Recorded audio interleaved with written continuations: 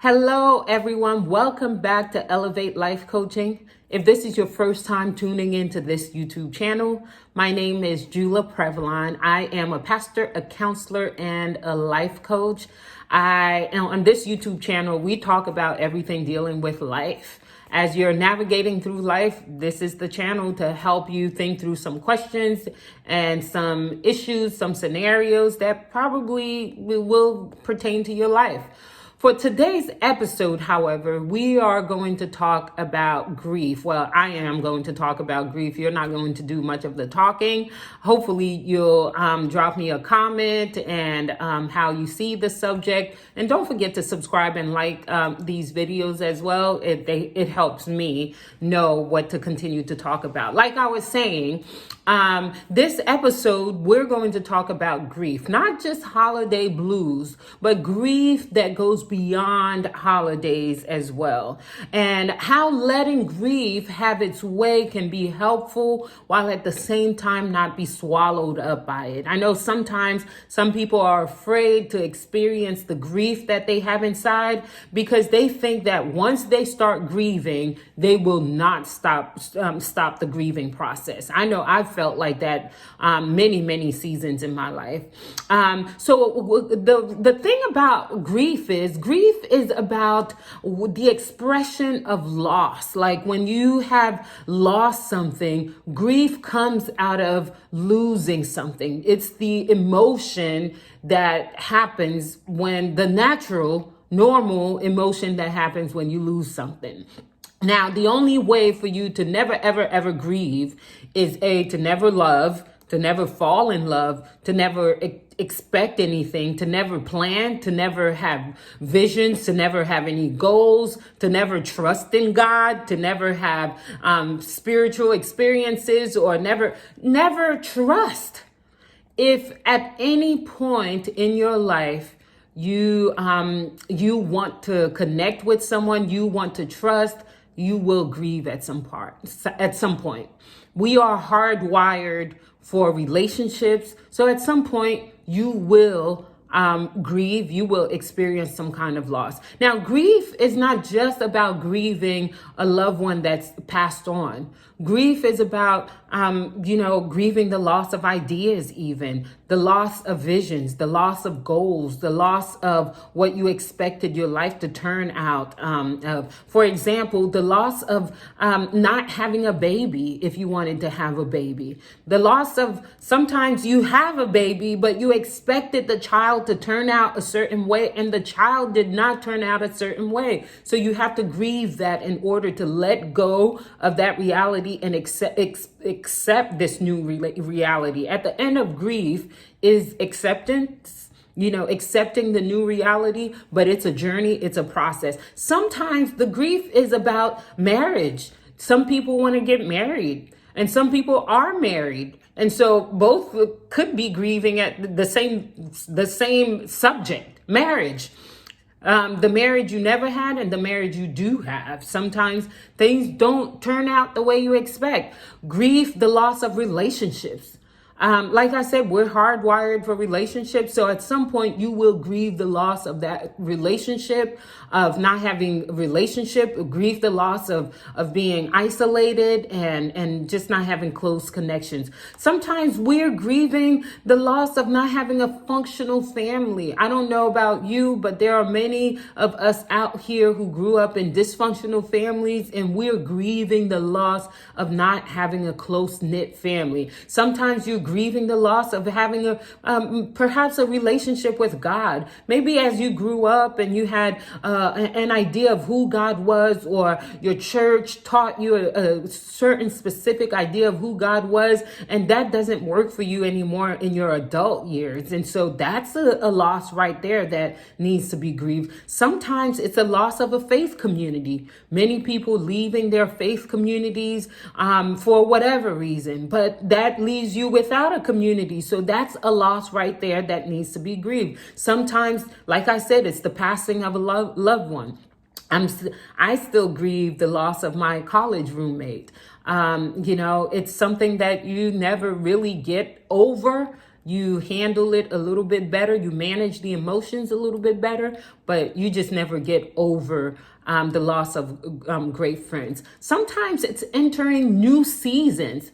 Oh my goodness, when I entered this empty nesting season, there was a lot of grief there. My house was always full with children, and we no longer had children in the home. So we had to grieve a lot of things and try to figure out how to be in a relationship together without children in the house. Sometimes it's grieving the loss of your physical youth. I know me and my girlfriends talk a lot about we're in our 40s now. We're starting to feel aches and pains, but there are people who are even older than us who are experiencing that they are no longer able to do the things they used to do in their youth. So grieving the aging process. Oh, it is so humbling to realize that we are immortal beings. We're not on this earth forever. So that sometimes sends us into another dimension of grief itself. Children grieve too, you guys. Children grieve too. And their grief is so profound because sometimes they don't even have words to put on their grief. Like, what exactly is happening? What are those feelings? What's happening to me? Sometimes children grieve the loss of not being independent. They're stuck. They can't go anywhere. Their parents tell them to do everything. So sometimes they grieve that. Sometimes they grieve that no one takes them seriously. We do not listen to children. We don't hear them. They're like little silent people out there that we don't listen to. Sometimes it's the grief of being misunderstood for children, and they have no voice. So children grieve too. Sometimes it's the grief of an illness. If you've had a serious illness, and to that you came close to death, there's grief in that as well, you guys. So grief. There's grief all around us. A lot of times we experience the grief a little bit more profoundly because of the holidays. The holidays are huge triggers for people because now everyone's getting together with their families. If you do not have a close-knit family, that could be hard for you. And B, if you don't have a whole lot of friends, the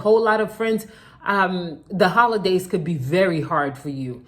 And C, many people have days off. Sometimes work keep us going. And so to have a whole week off for the holidays, sometimes that's a big trigger for people because now you are reminded that you don't have family, you don't have close friends, you're home alone, and so on and so forth. So it can be a big trigger for many people. And people who have had trauma in their life, the holidays can be a huge trigger for them because they're dealing with grief constantly as well. A few things I want you to remember as you're navigating your grief. Yes, let grief have its way. Give it a moment. Give it a second. Give it a minute for you to acknowledge it. You know, I often tell people, acknowledge grief. Speak to your grief. Tell grief, hello, my old friend. I realize you're here again. Acknowledge that the grief is there instead of avoiding it. Avoidance is not going to help in the long run. Sometimes avoidance is good because you can't deal with it at the moment. So you have to avoid, you have to numb.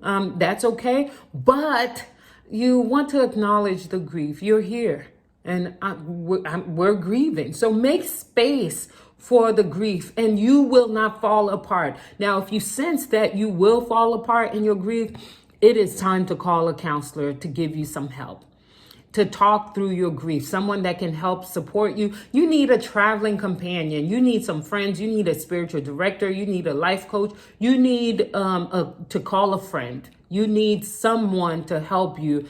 So schedule the appointment if you are in a space where you need more help than just inviting grief in. So take some time to deal with the grief. Pay attention to your body. Our bodies carry grief in so many different places in our bodies. Sometimes, shoulders, sometimes our stomach, sometimes our back. We carry grief in our bodies. So take some time, take some deep breaths. Take some deep breaths as you're grieving. Allow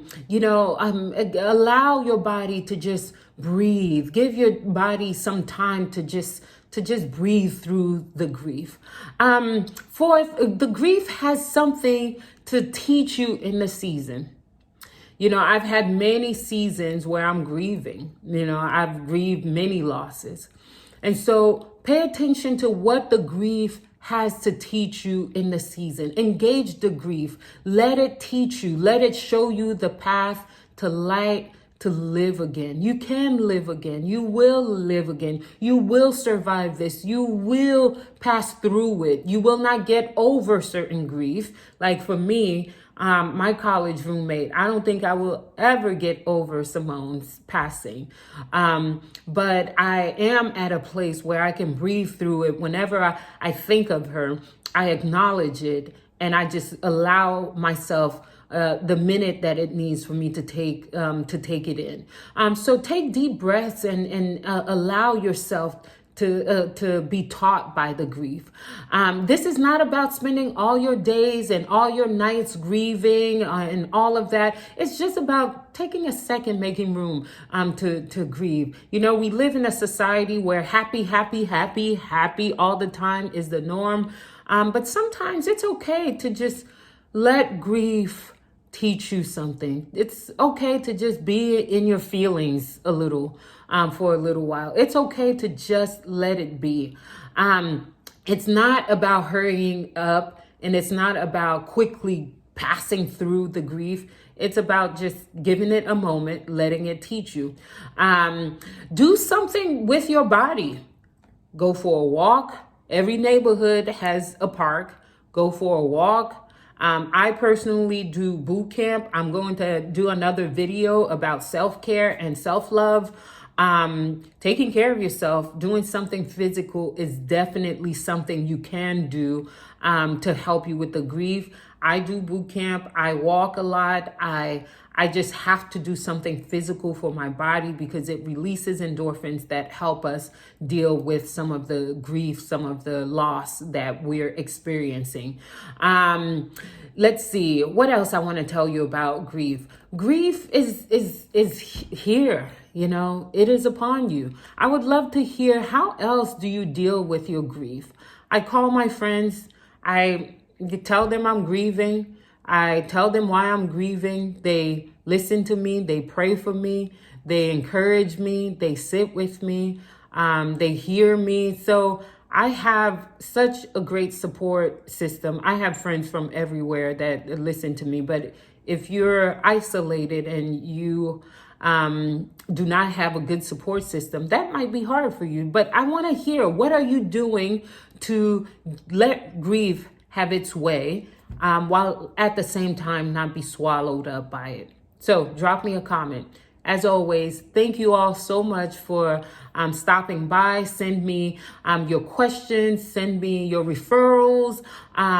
Let me know how you're navigating through grief and through this channel. I would love to hear from you. As always, you were created on purpose for a purpose. You were created for more than making money. It's important for you to figure out your purpose, and you can figure out your purpose, and I would love to help. For now, see you next time. Bye.